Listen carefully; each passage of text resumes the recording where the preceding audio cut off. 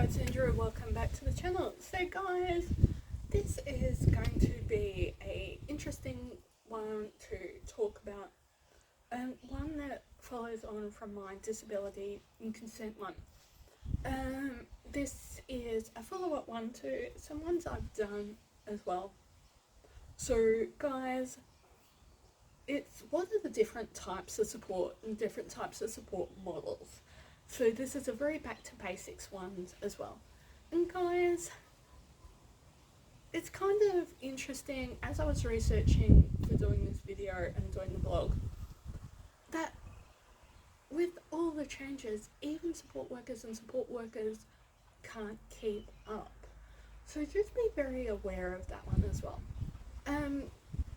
Guys, remember that there is very different levels of training for support workers, and there might have been people who have no training who are intuitively good at it because they might have grown up with a family member, a sibling or a cousin who is disabled.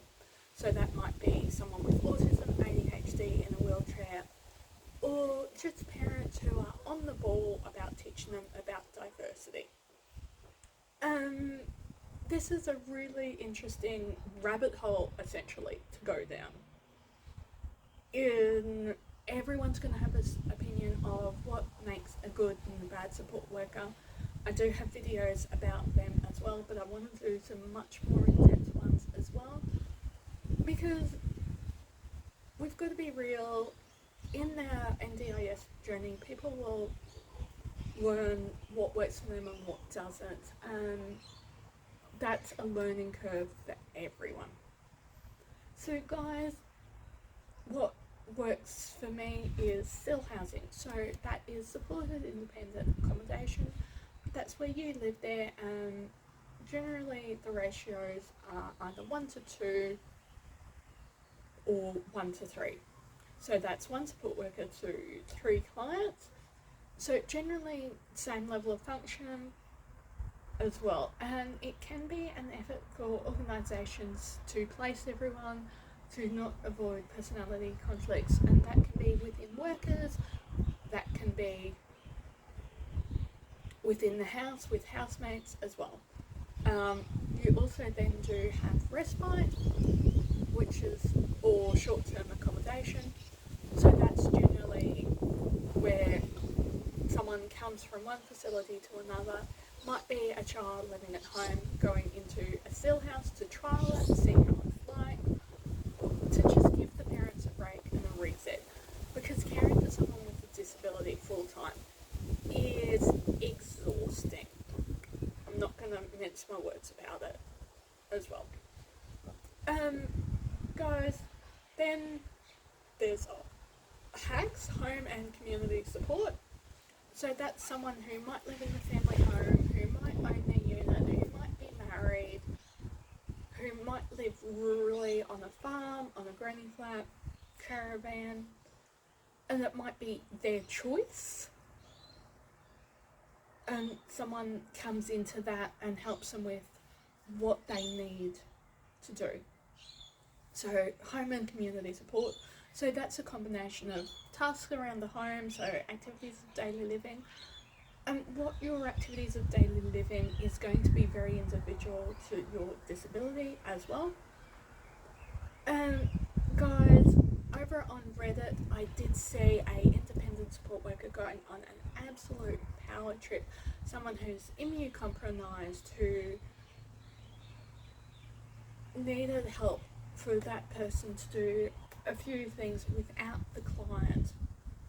I see that happening all the time with both all my organisations. It is perfectly acceptable for a support worker if they're authorised to do it, and they would say, no, I need you in the car, I need you to do it. And it was just disgusting the way this support worker was treating this client. There was no dignity or understanding of how dangerous in the winter being immunocompromised can be. I know we're starting to see a lot more awareness of people with hidden disabilities, even in my area. we're seeing shopping centres, public places take up the Sunflower Lanyard project, which is an amazing project as well. But this goes into, you need to have a good fit with your support worker and understand they're human, but they also need to understand that they are paid to be there. And so, yes, there will be times in a cell house where sitting in front of the TV, in front of Netflix, is completely appropriate for that client. But then there'll be other times of prompting the client to do washing, ironing, things like that as well. Encouraging that client to be their best self. And I know quite recently I have not been my best self.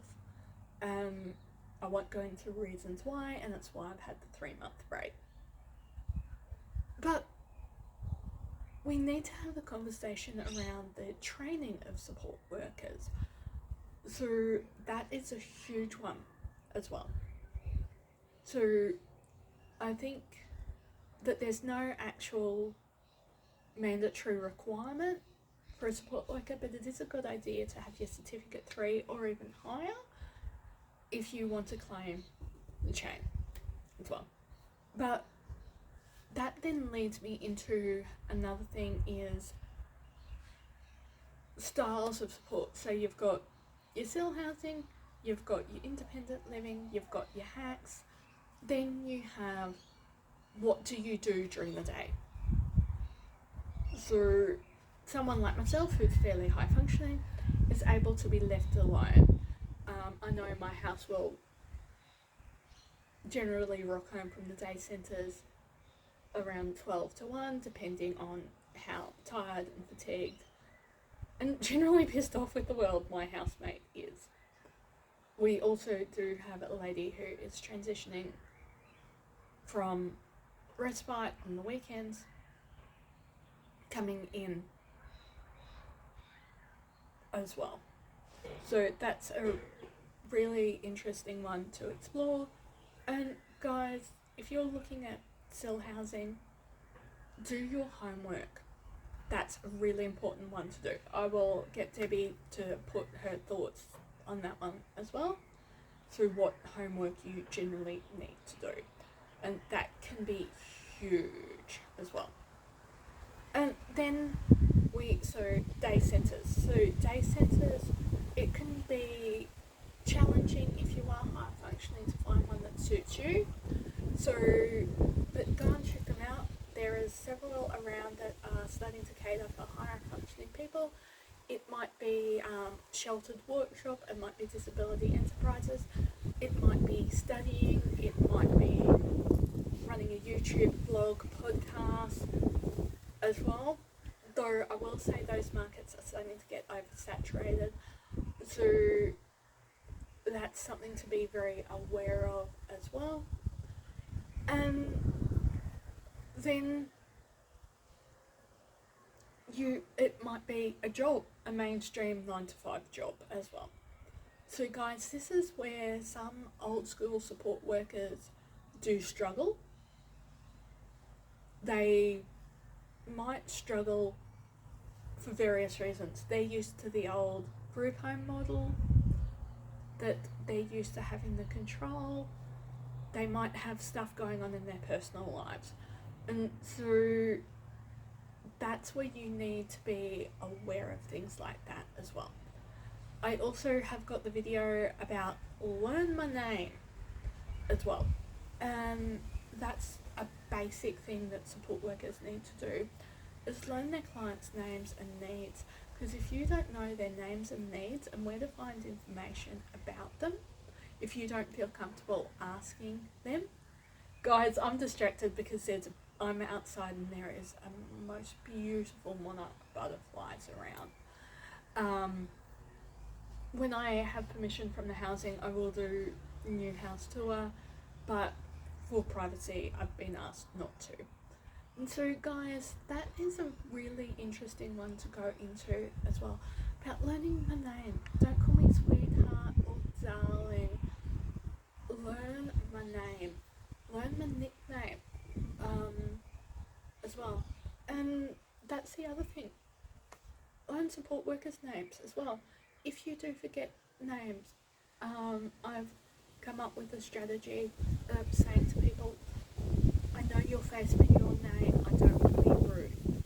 So guys, I will be doing a lot more strategies of coping. Yes, I will acknowledge they are probably masking behaviours, but we need to realise that, and it's a hard one to admit, that the world is not built to accommodate people with a disability. It is still an afterthought. There is being hurdles and strides made, but there still needs to be strides made. And in some cases, having that segregation is actually needed.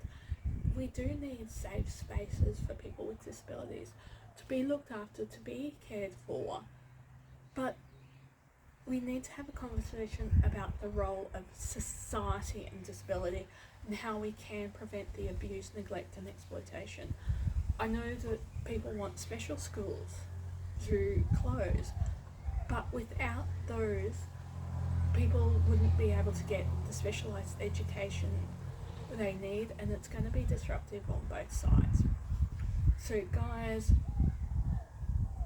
this is a really interesting topic to start to talk about, and it's topics like this that I've shied away from because of the comments, but it's time for me to step up and add my voice to the table as well.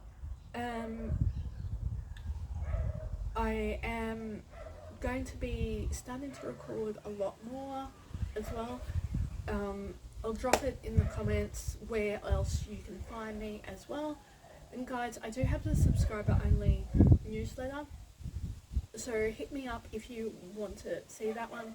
You generally get the latest YouTube, what's happening in my life, the latest blog posts, and that is the only place you can suggest content, ideas and feedback as well.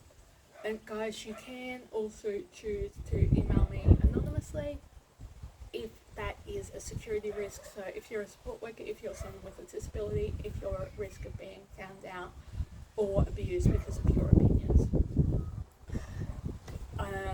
Guys, as always, if you can like, share, subscribe, and I'll see you guys in the next video.